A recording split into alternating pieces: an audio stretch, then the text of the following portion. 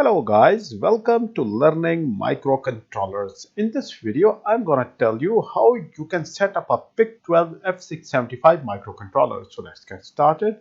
So guys, this is our PIC12F675 microcontroller having 8 pins. It's a DIP version. I had given you layout how these pins work and what are the special features for each pin in my previous video. In this video, I'm going to tell you how you can set it up with a PIC12F675 for programming, read-write operations, and then you can make various projects. So this is our PIC12F675 3.5, 2, 3, all have same header. This arrowhead represents that this is the pin 1, and this pin 1 will go to the pin number G3, that is from the dot 1, 2, 3, 4. That is pin number 4 of your PIC12F675 microcontroller like this.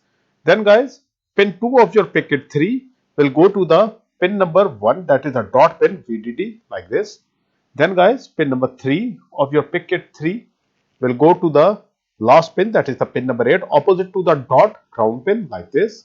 And then guys, pin number 4 will go to the next pin, to the ground pin, that is pin number 7 G0 like this. And then the pin number 5 of your PIC12F675 will go to the pin number G1, that is pin number 6, the next pin to the pin number G0, G1, pin number 6 of your PIC12F675. Then the 6th pin of your PIC12F675 will go empty. You do not need it in this microcontroller. Now these pins are enough to read write anything from this microcontroller. So you can use your any micro C for PIC to program it, and PIC12F675 programming tool to read and write data from this microcontroller now. Now the next thing is, there are two options. Now this pin number 1, as I told you earlier, is the MCLR pin G3. That is pin number 4, sorry. Pin number 4 of the PIC12 and pin number 1 of the PIC12F675.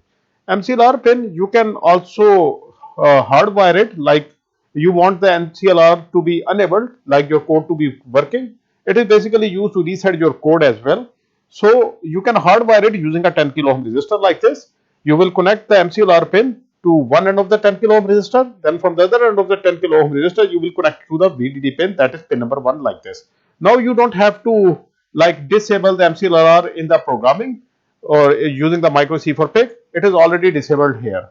Now you simply have to do the program. But in case you are going to disable it in the programming using the edit project tab, then you don't need the 10 kilo ohm resistor in that case.